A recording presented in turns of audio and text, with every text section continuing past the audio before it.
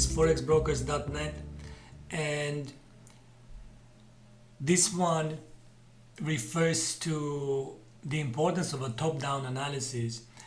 It is a bit early to discuss the top-down analysis with the Elliott Theory, but the concept must be introduced at this stage.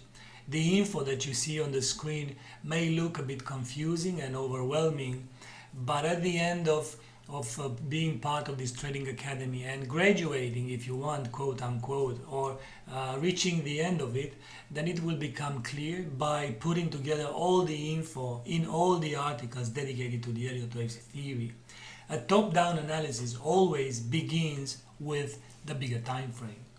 Now you will find out that on some currency pairs, like mentioned in the article with the Great Britain pound US dollar on the monthly chart, the info provided by some forex brokers is not enough to cover all historical prices, and sometimes the historical prices are not available for many currency pairs.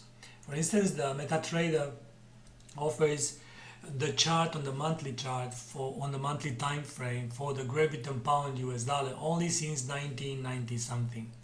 What does it mean? That the British pound wasn't here in 1800, or that the US dollar didn't exist before 1990?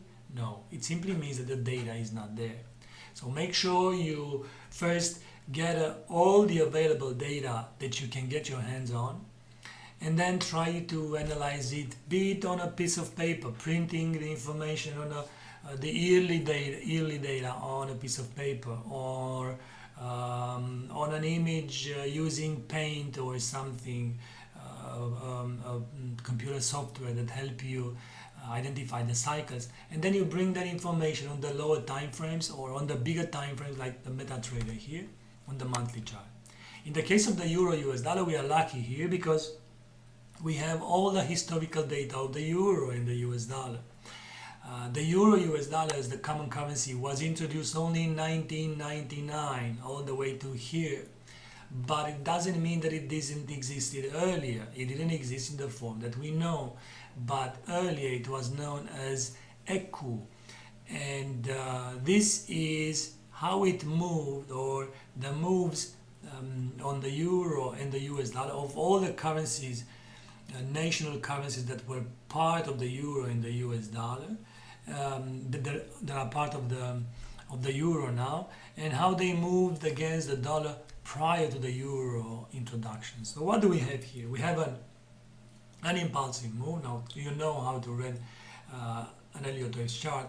1, 2, 3, 4, 5 in black. At the end of this 5 in black, we have the first wave. And then the market goes, if this is the action, the reaction must follow. A, from the same color, B, and now looking for the C wave in black.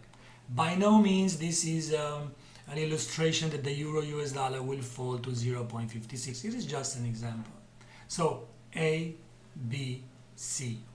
It means that after you are done with the analysis on this time frame and you are left, wherever you are left, then you should go on the lower time frame, either weekly or monthly or daily. But because this monthly chart is zoomed out, so all the candlesticks appear on the chart, the weekly chart doesn't make sense. So we go on the daily chart and we start with we continue the count, the Elliott waves count, from where the monthly or the previous time frame ended.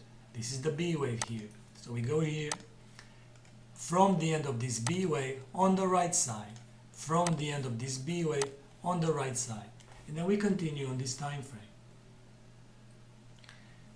By the time that the market goes all the way to here at the end of the first wave, you go on the lower time frame on the 4-hour chart, and you continue from the end of that first wave, trying to label on the lower time frames, and this is the lowest possible time frame to use when trading with the Elliott Theory, because it doesn't make sense to go lower than the 4-hour chart, as the market will change so often and so fast that you won't have time to do the count again and to keep pace with the market changes. So again, in a top-down analysis, the secret is to gather as much as possible historical data, put it on a chart, analyze it, reach the end point of the bigger time frame, go on the lower time frame, and it doesn't make sense to count on the left side. As you can see on the left side there's nothing. The homework is already done on the monthly chart. Use a vertical line to depict or to point out from where the count starts on this time frame. Also a vertical line or also a horizontal line to show where that previous wave ended. So if you go on the monthly chart, we see that the B wave ended here, 39.93.2. If we go here, it is what? 39.92.8, so almost 39.93. And then you analyze all that moves to the downside in here. And then on the lower time frames, 4-hour chart goes all the way to here, and you can continue on the 4-hour chart. If the data is too much on the 4-hour chart and doesn't fit on the screen anymore, then you can simply go on the bigger time frame as well, like we did here, and try to analyze it here, and so on and so forth, but always from where it left. Monthly chart, it left on the B wave in black. From the B wave in black, it ended at the first wave of a lower degree in blue. From the first wave of a lower degree in blue on the 4-hour chart all the way to this degree in magenta, and then from that magenta, from this degree on the right side. What I'm trying to say that we've covered 4 different cycles from 5 actually. The biggest one, the super cycle, the second one, the third one, and the fourth one. 4 different cycles as part of a top-down analysis. Remember this top-down analysis, it is key to labeling correctly with the Elliott Theory. Bye-bye.